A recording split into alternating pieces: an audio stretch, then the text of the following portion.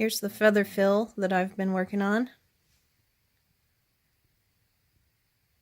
And I'm ready to roll this row up and start my next row, and I'll demonstrate how I do the vane first and then go back and start the feathers.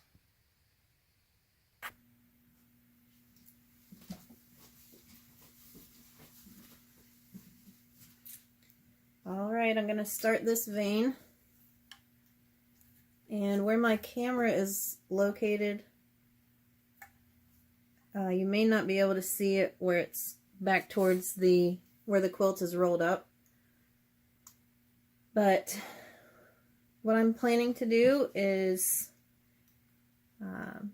do a nice even vane and make sure I leave enough room, like from here to here, that I'll have nice size feather plumes, and also try not to make my vane too close to another curve of the vane, so I can have nice size plumes that are all similar in size. There will be different sizes, but no real tiny ones and no real huge ones. So I'll start this vane and work my way down.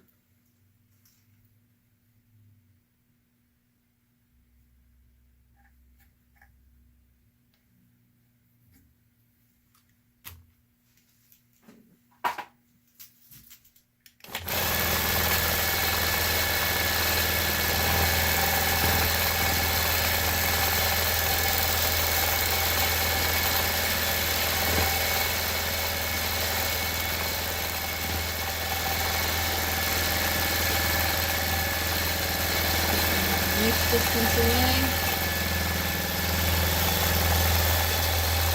moving in here,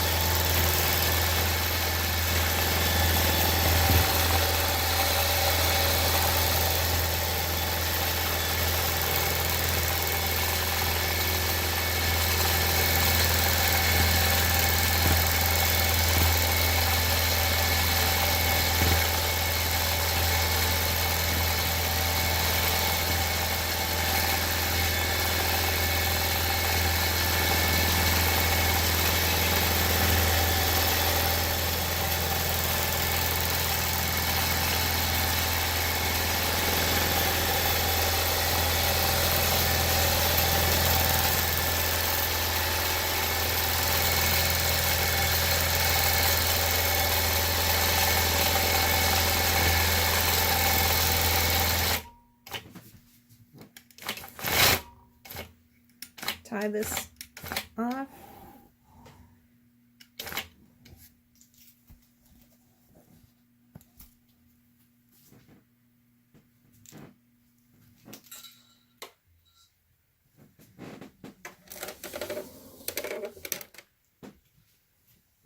Hopefully you can get a good look. I'm going to go behind the machine now and see what you're seeing from the camera.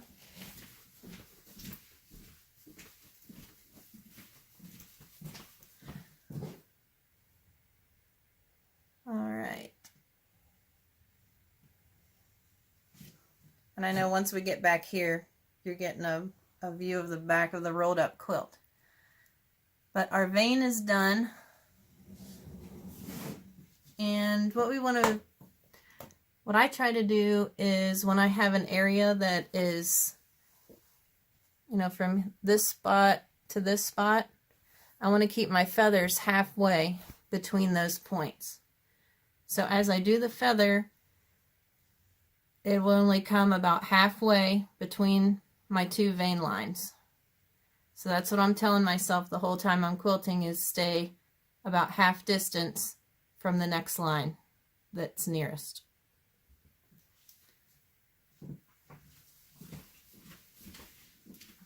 I'm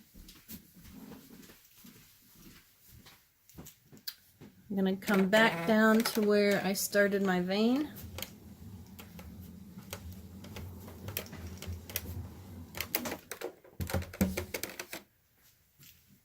They're just down here.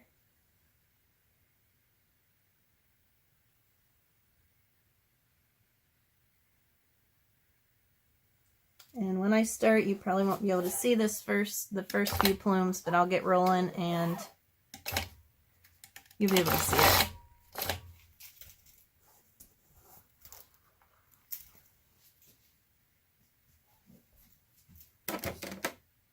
And right now I am in a constant mode at 42 speed.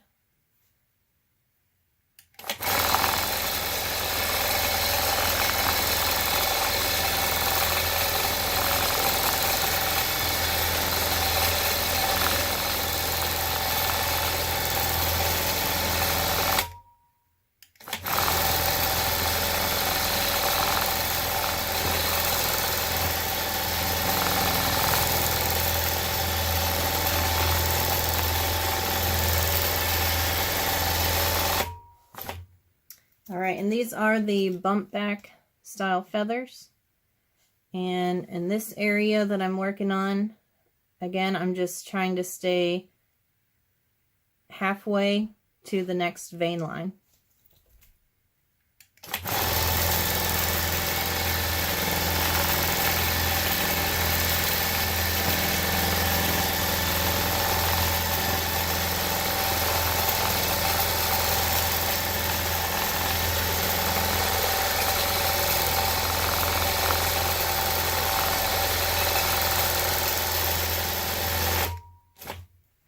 And in this area coming up, I am going to have a few long feather plumes, which is fine.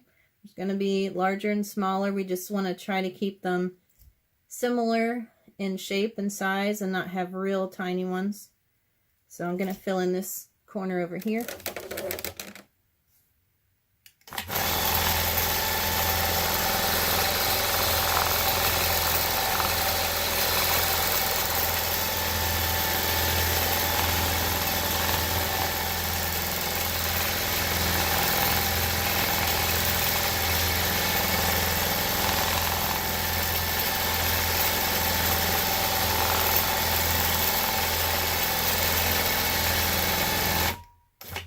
Also want to remember to leave room for binding at the edge, so I just keep about a ½ inch away from the edge.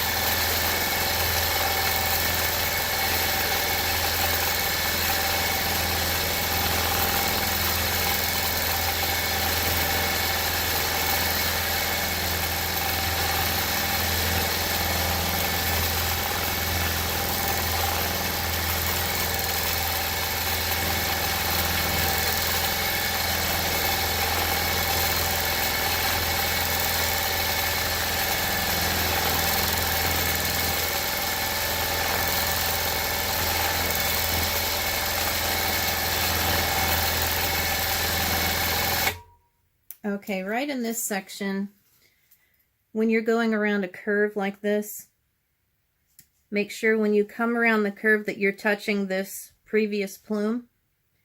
to make your feather keep its shape. If you try to connect this plume to one that's farther back, it's going to lose its shape. So make sure you're connecting to the previous plume.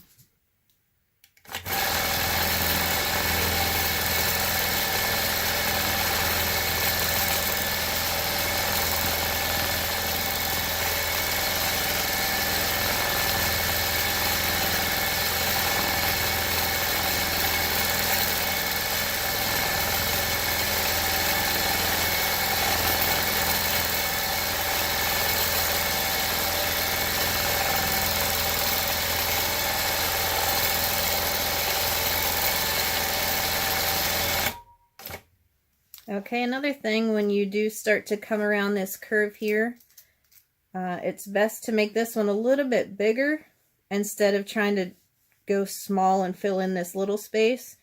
Continue and make your plume nice and big, and it gives it a nice curve.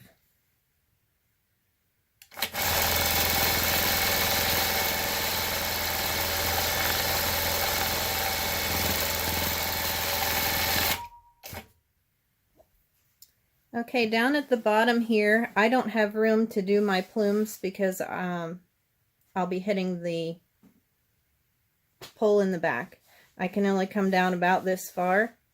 So I'm just going to leave this part unquilted, and when I'm done with the row, I'll come back and fill those in. So for right now, I'm just going to keep quilting along and work on this row.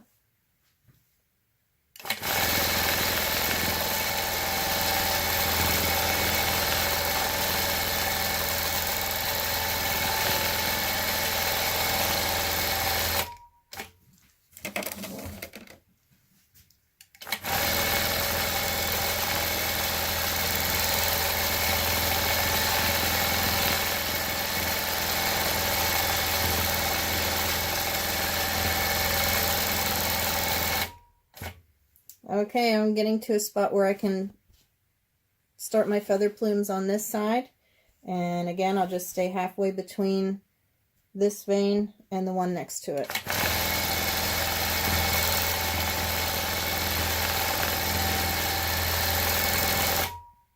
And another thing is, when I start this plume, I don't make a full plume. I just come around and bump back, and that makes it a little easier to connect when I come back and finish these lower plumes.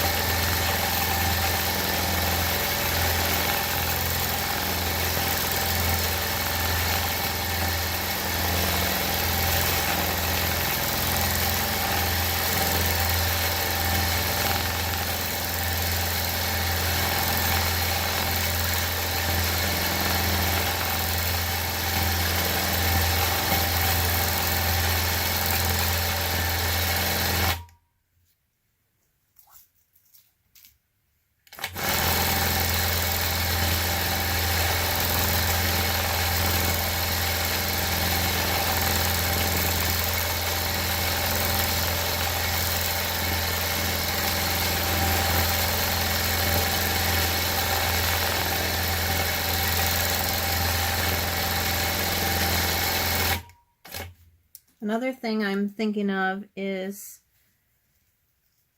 leaving this little bit of space between the tips of your feathers when you're filling like this.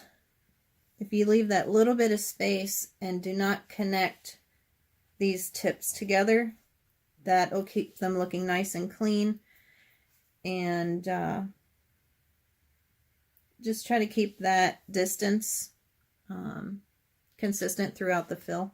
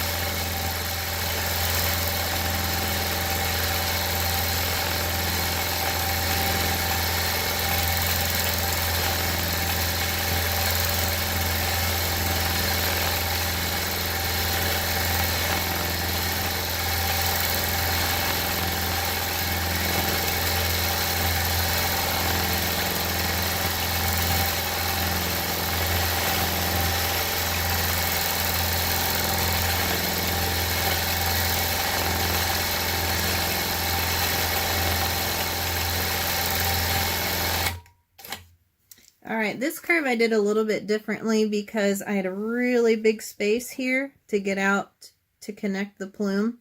So instead of doing a big giant one here, I went ahead and did 3 to fill this space.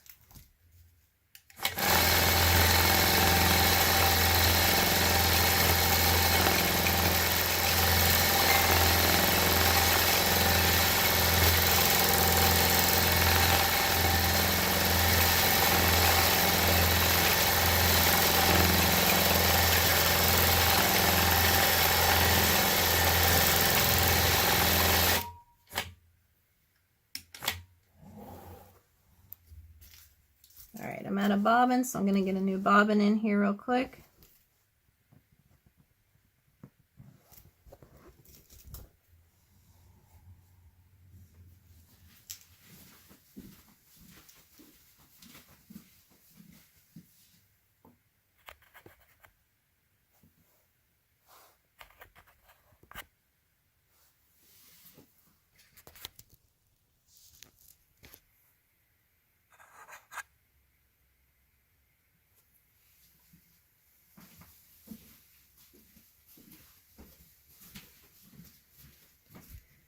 Alright, new bobbin in and ready to go.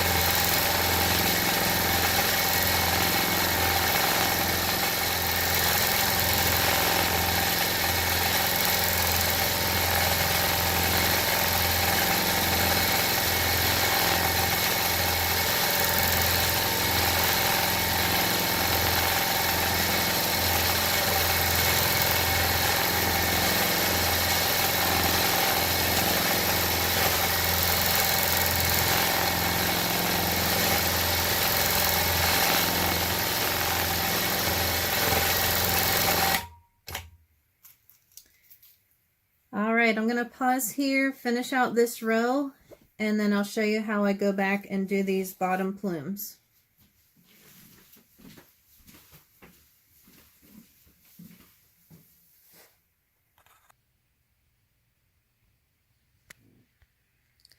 Okay, my row is now finished. And I've rolled my quilt up a little bit, and I'm going to come back in and do the bottom part of these feathers. You can do it this way, or just keep your whole vein farther away from this bottom rail and do it all at one time.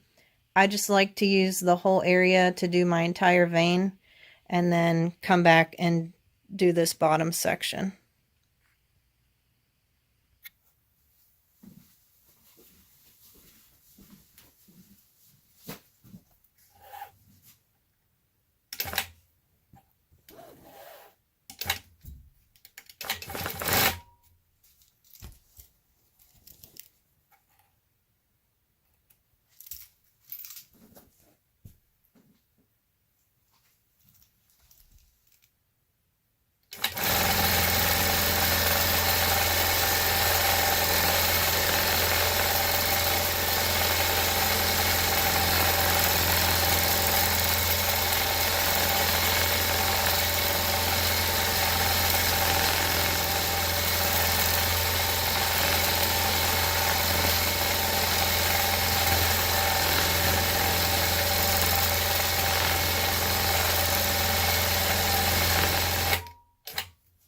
Another thing, when I do come back and do these bottom plumes, I still try to keep a wave going across so it's not just a straight line. So I have the plumes, some short and some long, and then when you do your next row, you just come up and fill in those areas.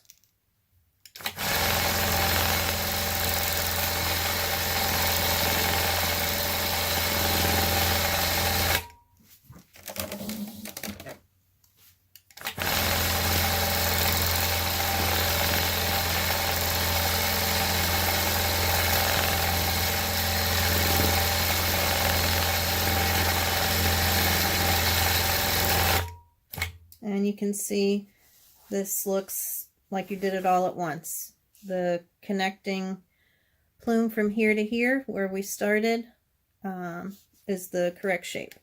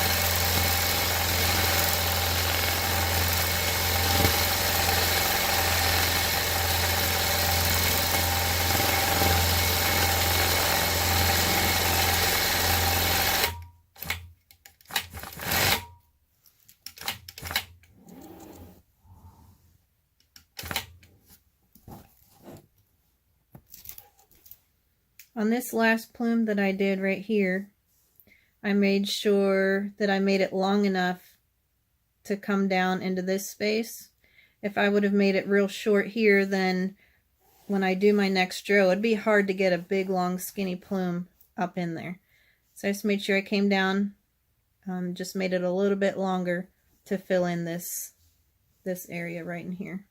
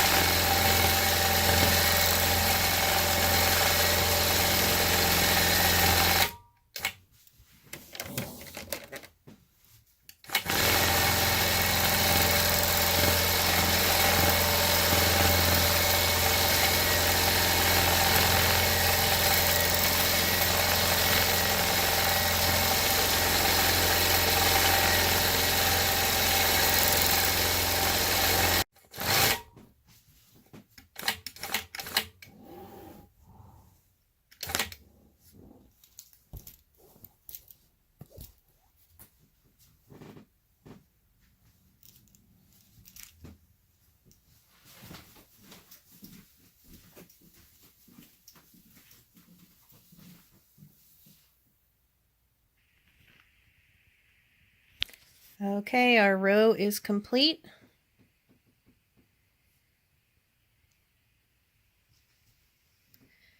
And I have about maybe 1.5 turns, maybe 2 turns left on this quilt, and it'll be finished.